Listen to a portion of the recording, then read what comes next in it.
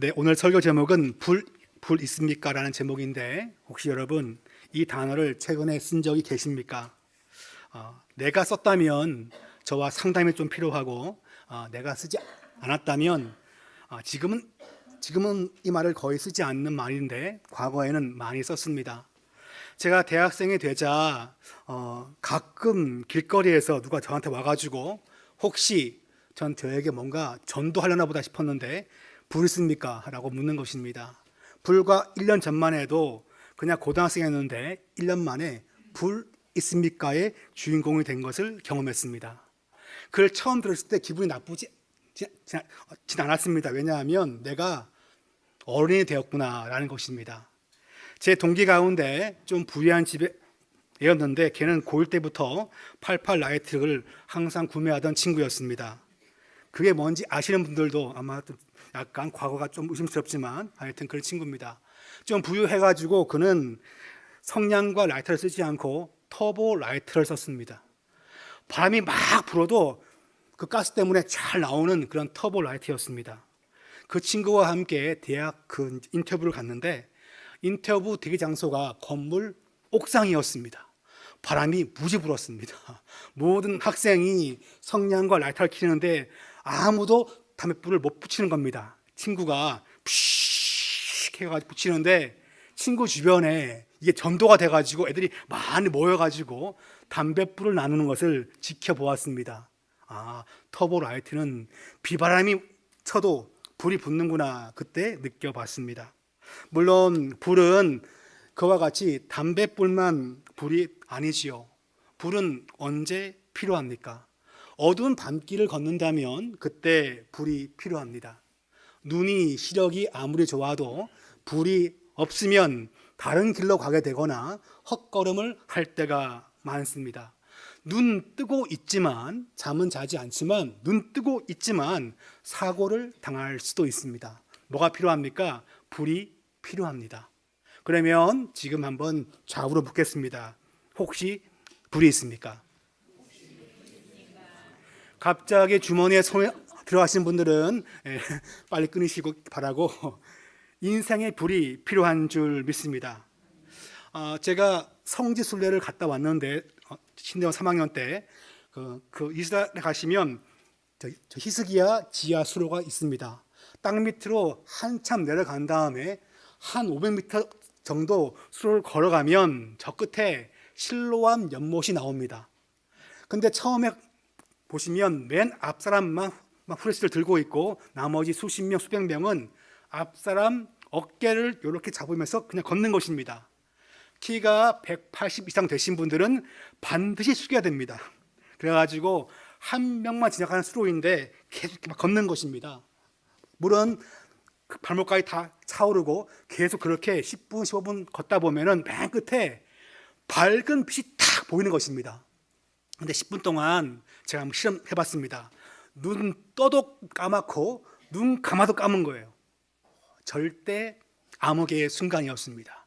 그러니까 동굴은 아무것도 없이 앞 사람만 후레쉬를 갖고 있고 나머지는 무엇입니까? 시력이 1.5라고 아무리 자랑하여도 앞을 전혀 못 봅니다. 단 한 가지죠. 뭐 때문에 못 보는 걸까요? 빛이 없는 것입니다. 시편 말씀 가운데 119편은 성경 말씀이 얼마나 중요한가를 노래하고 있는 시편이죠. 그 가운데 105절 말씀은 이 말씀이 뭔지에 대하여 비유적으로 설명합니다. 우리 같이 읽어볼까요? 시작. 주의 말씀은 내 발의 등이요 내 길의 빛이니이다. 등은 멀리 비추지 못합니다. 앞에만 몇 발자국만 비추는 것인데 그것이 바로 등이라는 단어를 쓰고 있습니다. 길에 비치는 빛과 같다는 것을 얘기합니다. 그런데 멀리가 아니라 내 몸에 붙어있는 내 발의 등불이라고 설명합니다. 날마다 걸을 때 인도를 받지 아니하면 곁길로 빠지는 것이 인생길입니다.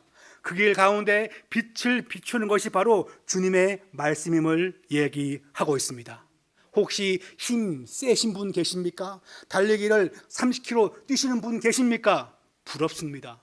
저는 그렇게 못 뛰기 때문에 그렇습니다. 혹시 마음에 항상 용기와 의협심이 높은 사람이 계십니까? 저도 부럽습니다. 그러나 용기가 있고 의협심이 있고 힘이 세지만 앞을 못 보는 가운데 실수해버리면 그 모든 것은 뭘까요? 용기나 의협심이 아니라 무모함이자 객기에 불과한 것입니다. 아무리 건강하여도 딴 길로 가버리면 헛수고의 걸음을 사는 거죠. 그것이 바로 인생인 것입니다. 뭐가 좋아야 합니까? 눈이 좋아야 되는 것입니다. 눈이 좋은 것이 반드시 필요한 것을 얘기하고 있습니다. 그런데 그 눈이 좋은 것은 눈만 좋아서 되는 것이 아니라 뭐가 필요할까요?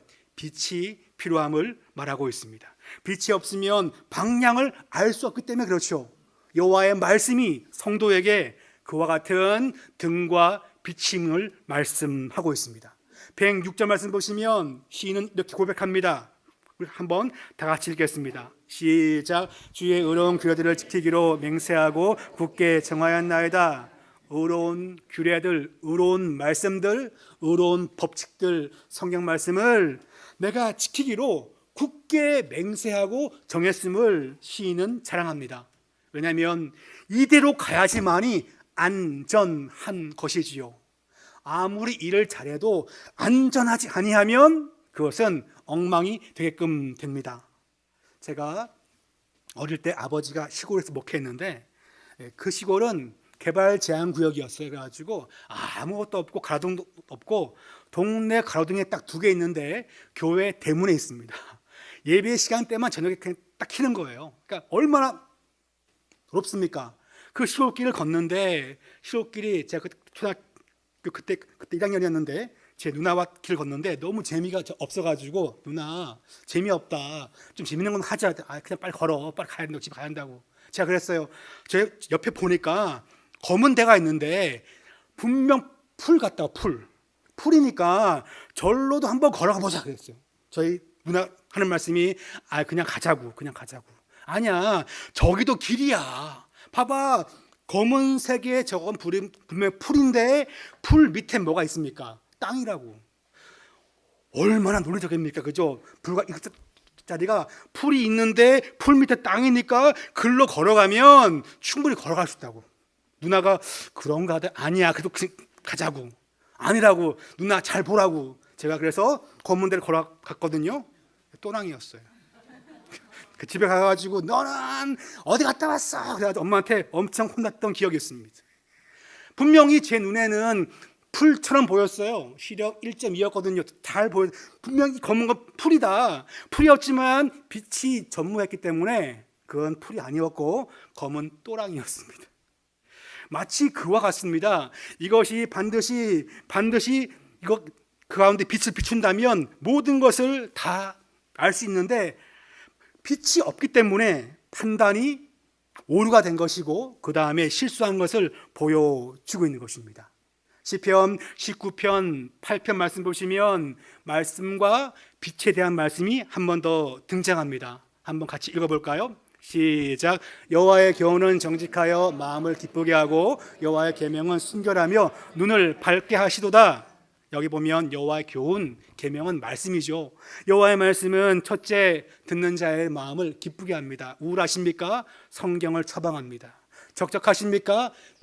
구약의 시편을 처방합니다. 감사합니까? 창세기를 처방합니다. 항상 무엇입니까? 말씀은 성도의 마음을 기쁘게 합니다. 두 번째 뭡니까? 눈을 밝게 합니다. 눈을. 예전에 환히 렌즈가 있었는데 그 렌즈를 끼면 앞이 잘 보인다는 거예요. 환하게. 근데 알고 봤더니 코팅을 잘 했기 때문에 빛이 많이 투과되는 것입니다. 그러면 안경 렌즈가, 코팅 렌즈는 앞을 환하게 보게끔 만들어주는 게 있습니다. 일반 렌즈는 빛이 92%가 통과되지만 코팅 렌즈는 99%가 통과됩니다. 근데 지금은 대부분 다 코팅 렌즈고 일반 렌즈는 거의 존재하지 않지요. 근데 빛이 통과되어서 잘 보이긴 하지만 시력이 잘 교정되었지만 밤이 되면 잘 안 보이죠, 그죠? 이게 상이 선명하지 않습니다. 왜 그럴까요? 사람의 각막은 가장 중심부만 주로 쓰게 되는데 낮에 동공이 작기 때문에 낮에는 3mm 범위 내에서만 이게 씁니다. 시력이 아무리 좋아도 밤에는 동공이 이렇게 커지지요. 그러면 각막 주변부에는 고도 근시와 난시가 다 섞여 있습니다. 그러므로 동공이 커지는 밤에는 조명이 어두우면 모든 사람들이 다 근시가 듭니다. 처음 듣는 얘기죠, 그죠? 전공자만 아는 얘기입니다. 이 얘기가 왜 중요할까요? 시력 교정이 아무리 잘 해도요, 밤이 되거나 조명이 어두워지면 앞이 흐려지는 것입니다. 1.5가 아무리 많이 와도 밤이 되면 0.7, 0.8로 떨어집니다. 이유는 뭐냐니까 동공이 확장되어서 주변부에 있던 근시와 난시가 가운데 시력에 영향을 주기 때문에 그렇습니다. 제가 왜 이 얘기를 좀 할까요? 그 얘기는 바로 눈이 밝아져야 되는 것입니다. 인생은 시력이 아무리 좋아도 빛이 약해지면 시력은 떨어지게끔 되어 있는 것입니다. 뭐가 죄인지, 뭐가 은혜인지, 뭐가 인간의 욕심인지 꿈인지를 분별하지 못하는 것입니다. 뭐가 타협인지, 뭐가 융통성인지는 모르는 것입니다. 언제요? 영혼의 눈이 어두워지면 그렇게 되는 것입니다. 힘이 있어 잘 뛸까요? 힘이 있어 일을 잘 할까요? 계획을 잘 세워 똑똑하기 때문에 계획을 잘 세워 승리할까요? 아닙니다. 성경은 말하기를 여호와의 말씀이 너의 인생에 빛이기 때문에, 눈을 밝게 하기 때문에 그 말씀의 비침을 받아야 한다는 것을 이 말씀은 우리에게 강조하고 있습니다. 왜 불이 필요합니까? 나의 길을 비추기 때문에. 내 길을 비추지 않는다면 나의 삶을 어떻게 살겠습니까? 신약 성경 베드로후서 1장 19절을 보시면 이렇게 나와 있습니다. 또 우리에게는, 한번 같이 볼까요? 시작. 또 우리에게는 더 확실한 예언이 있어 어두운 데를 비추는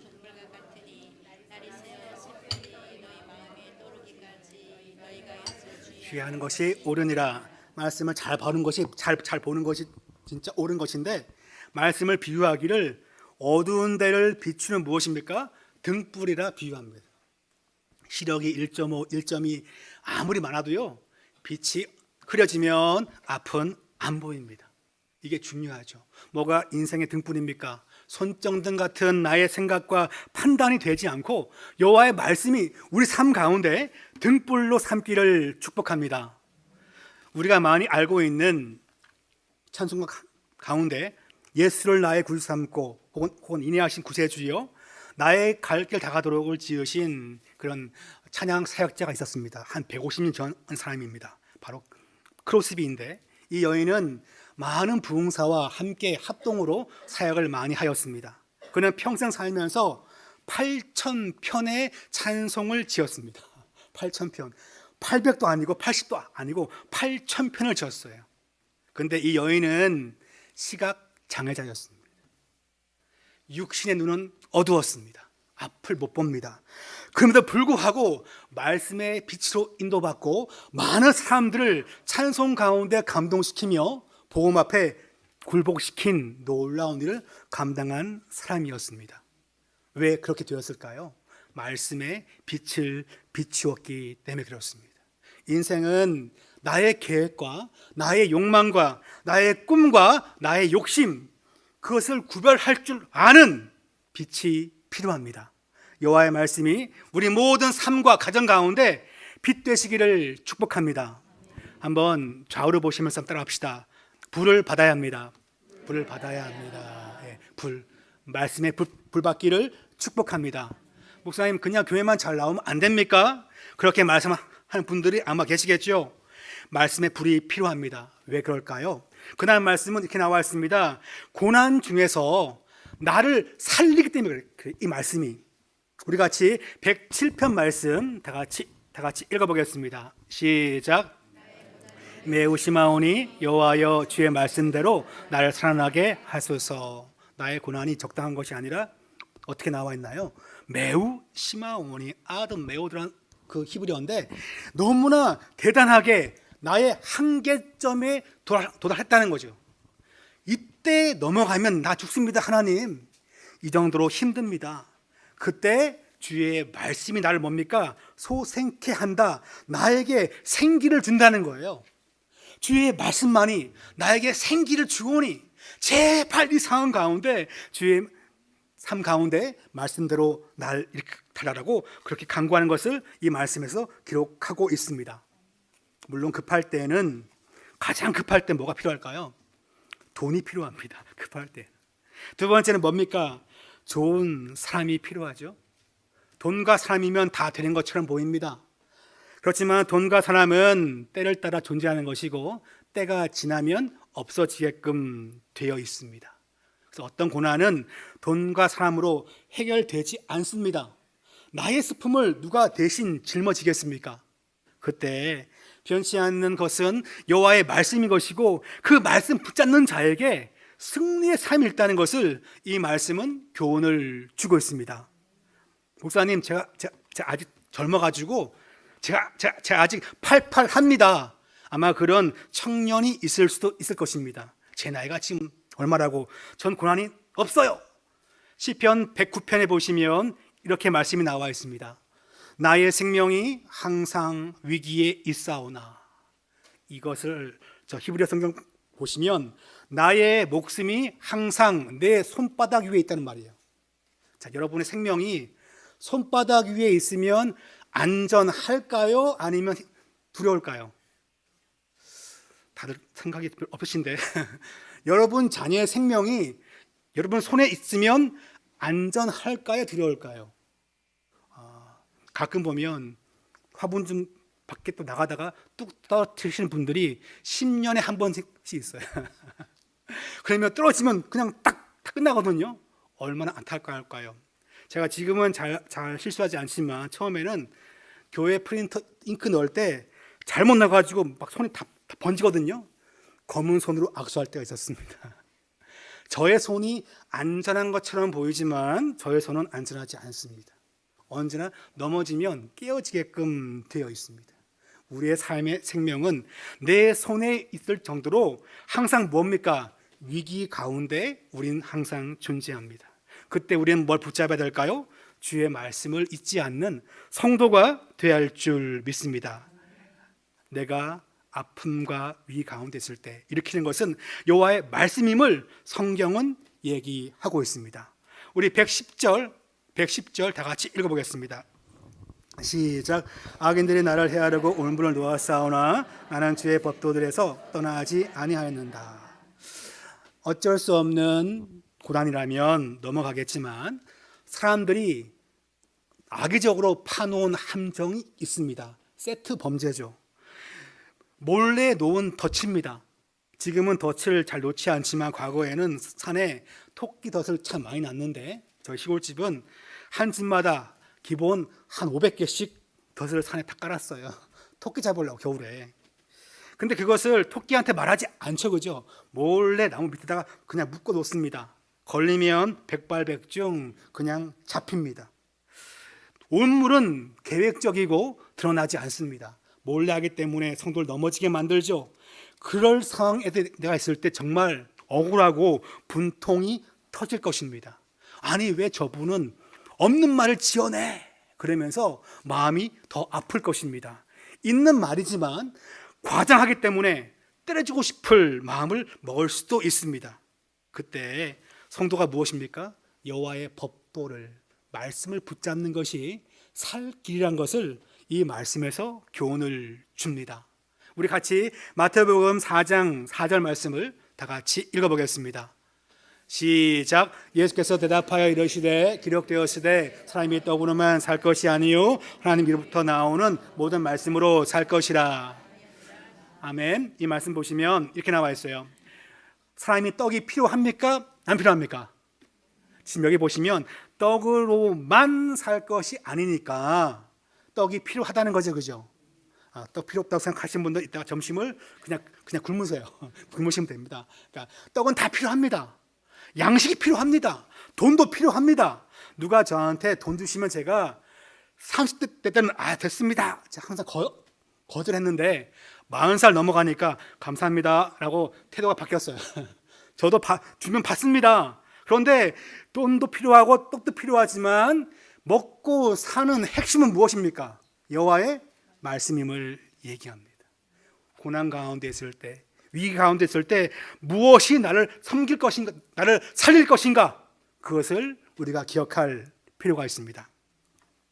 존 버년이 쓴 철로 역정은 성경 다음으로 많이 번역된 그런 책입니다.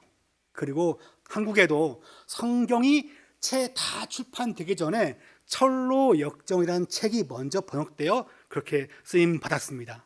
그 사람은 나이 30살에 아내를 잃고 또한 감옥에 갇히게 되었는데 설교했기 때문에, 마음대로 설교했기 때문에 그런 감옥에 갇힙니다.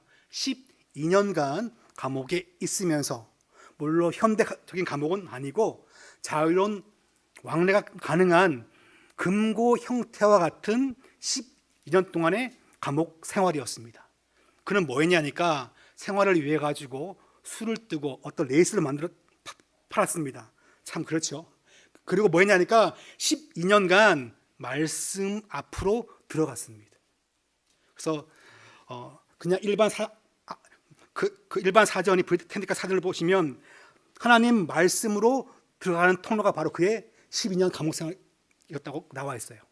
12년간 고난 가운데 있을 때 그는 뭐 했습니까? 말씀 가운데로 들어갔습니다. 그리고 2권의 큰 소설책을 남깁니다. 그것이 바로 기독교에 큰 영향을 주게끔 된 것이지요. 남들이 보기엔 아픔과 위기의 시간이었습니다. 그러나 그는 그 12년간 여호와 말씀의 통로로 들어가서 말씀을 읽고 묵상하며 수천만 명을 살리는 귀한 책을 쓰게 된 것을 볼 수 있습니다. 내게 삶 가운데 고난이 왔을 때 말씀 공부를 멈추는 분들이 들어 있습니다. 삶의 위기가 왔을 때 성경 공부를 멈추는 분들이 있어요. 바쁜 삶 때문에 말씀 묵상을 멈추는 분들이 생깁니다. 더 큰일 생깁니다. 힘들 때 무엇입니까? 고난 가운데 날 살리는 것은 여호와의 말씀이죠. 그러므로 그것을 우리가 듣고 배우는 것이 더 필요하다는 것을 시인은 우리에게 영적인 권면을 주고 있습니다. 그래서 우리가 이번 가을부터는 말씀을 듣기만 할 것이 아니라 배우는 현장까지 나와서 함께 배우는 많은 은혜가 있기를 축복합니다. 이어지는 말씀 보시면 그 말씀은요, 성도에게 우리가 왜 진리의 말씀 가지고 내 인생을 그 빛을 비춰야 되는가? 세 번째는 행복한 기업 자체입니다. 이것이 우리의 기업 자체예요. 자, 우리 11절 말씀을 다 같이 읽어보겠습니다. 시작. 증거대로 내가 영원히 나의 기업을 삼았사오니 이는 내 마음의 즐거움이 됨이니이다. 영원한 기업이, 영원한 기업. 또한 기업은 내가 물려받은 상속 재산입니다. 그러니까 남들한테 물려받은 거예요. 제가 지난 추석 때 물어봤더니 아버지가 시골 땅을 다 처분했다고 해가지고 마음이 제가 약간 상심했습니다. 평당 한 몇천 원 하지 않지만 그걸 왜 팔았을까? 그냥 두지 싶었는데 다 처분했다고. 아버지 배신자 뭐 그렇게 마음 먹었는데 또 아버지 앞에 또 공경해야 되니까 다 잊어버렸어요. 그런데 지금 여기 보니까 그런 게 기업이 아니래요. 뭐가 기업입니까? 여호와 말씀 자체가 기업이에요. 말씀을 잘 공부해가지고 잘 순종했더니 돈을 많이 벌었어요. 이것 때문에 기업이 아닌 거예요. 그건 잘못된 생각. 여호와의 말씀 자체가 나에게 있는 나의 영원한 기업이라는 것이죠. 나의 영원한 재산이라는 것을 얘기하고 있습니다. 그렇게 여기는 자에게 무엇입니까? 즐거움과 감사와 행복이 있음을 이렇게 말씀은 교훈을 주고 있습니다. 더 나아가서 내가 그것을 무엇입니까? 듣고 배우려고 마음을 그에게 집중했음을 그 다음 절은 얘기합니다. 우리 12절 말씀 다 같이 읽어볼까요? 시작. 내가 주의 율례들을 영원히 행하려고 내 마음을 기울였나이다. 내가 그 마음을 기운다는 것은 하나님 말씀해 주세요. 들려주세요. 답답합니다. 소망이 없습니다. 주의 말씀이면 되겠습니다. 그 마음을 계속 주님께 쏟으면서 나가는 그 성도의 마음을 잘 묘사하고 있습니다. 12절 말씀 역시 이 단어가 나와 있습니다. 영원히 행하려고. 영원히. 한 번, 두 번 말씀 공부하는 것이 아니라 세례받기 위해서 세신자 공부 한 번, 두 번 하는 것이 아니라 계속 주의 말씀 앞에 마음을 기울이는 것이 성도가 행해야 될 말씀으로 승리하는 방법이라는 것을, 그것이 나의 기업되는 방법이라는 것을 바로 여기에서 교훈을 주고 있습니다. 시편 19편 보시면 이 말씀이 너무나 좋다는 것을 이렇게 설명합니다. 시편 19편 10절 말씀이죠. 같이 읽습니다. 시작. 금곧 많은 순금보다 더 사모할 것이며 꿀과 송이꿀보다 더 달도다. 여러분, 금 혹시 저기 싫어하시는 분 계십니까? 그러면 저한테 그냥 던지시면 제가 잘 모아가지고 잘 녹여가지고 팔겠습니다. 금값이 뛰어가지고 요새는 사람들이 금돈이 진짜 돈이다 말씀하는 분들이 있어요. 주면 거부하지 않습니다. 제 몸무게를 재작년 금으로 환산하니까 120몇 억인데 아마 지금은 아마 한 300억쯤 되지 않았을까 싶어요. 얼마나 큽니까, 그죠? 제가 여러분 몸무게를 들려주시면 제가 그 얼마인가 다 환산해 드리겠습니다. 순금 10K도 아니고 14K도 아니고 24K 얼마나 귀합니까? 그런데 말하기를 여호와의 말씀이 난 금보다 좋아요. 금보다 좋아요.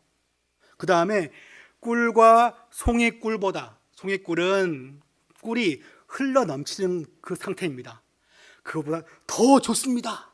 바로 시인의 고백을 담고 있습니다.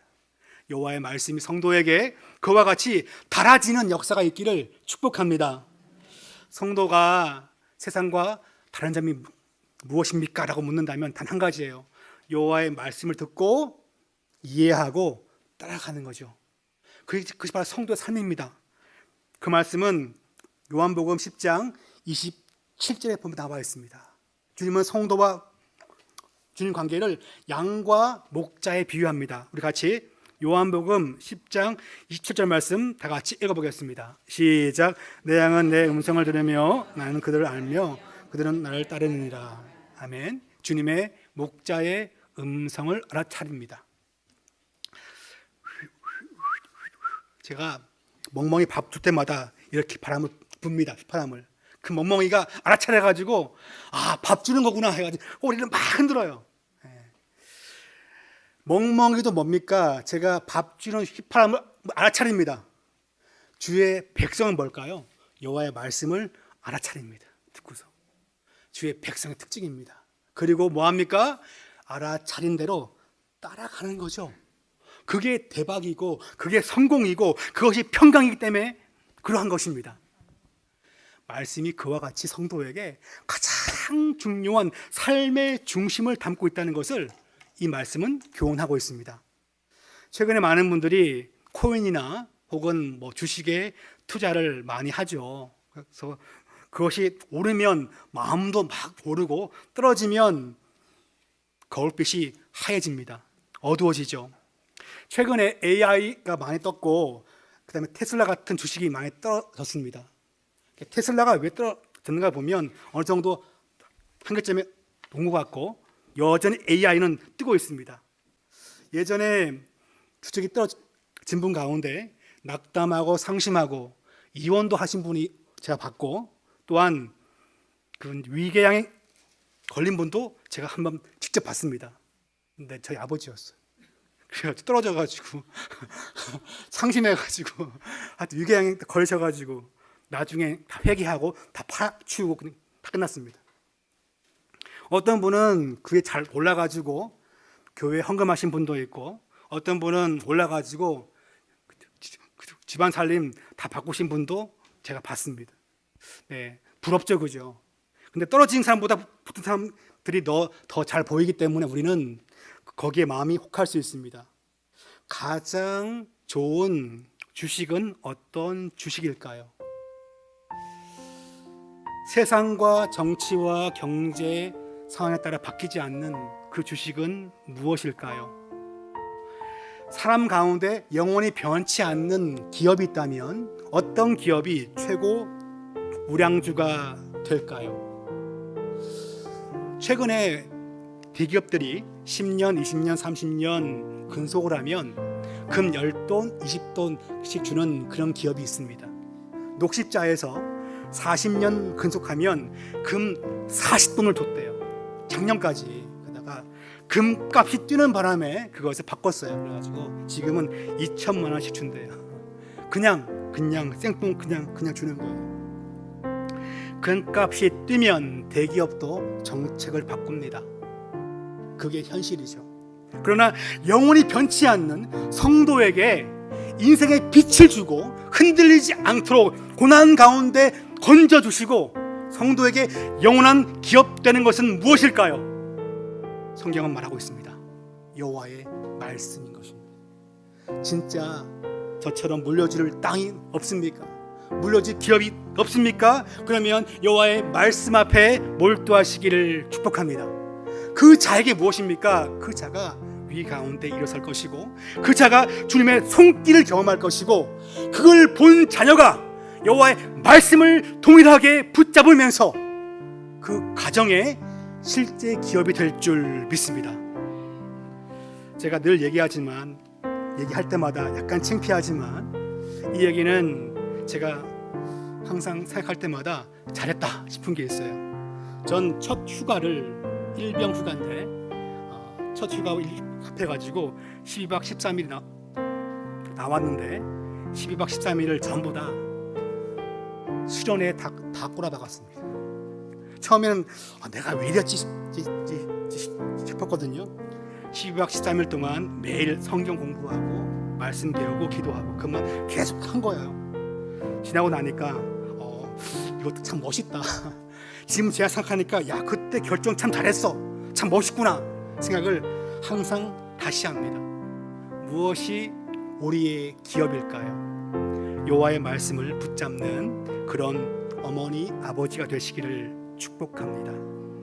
자녀를 사랑하지요. 자녀 역시 성장하면 부모 말을 듣지 않고 이젠 독립합니다. 건강 참 중요하죠, 그죠? 5km, 10km 뛰시는 분들 부럽습니다. 저도 뛰고 싶습니다. 그런데 건강도요 시간 지나면 다 끝납니다. 명예와 칭찬과 학위는 어떨까요? 세월 앞에 아무도 기억하지 못할 것입니다. 말씀 붙잡는 가정이 주님의 위기 가운데 인도받을 것이며 그 가정 가운데 기업이 될 것이며 격길로 빠지지 않고 빛에 비추임 받아 세워질 줄 믿습니다. 모든 가정이 읽고 묵상하고 배우는 은혜가 있기를 축복합니다.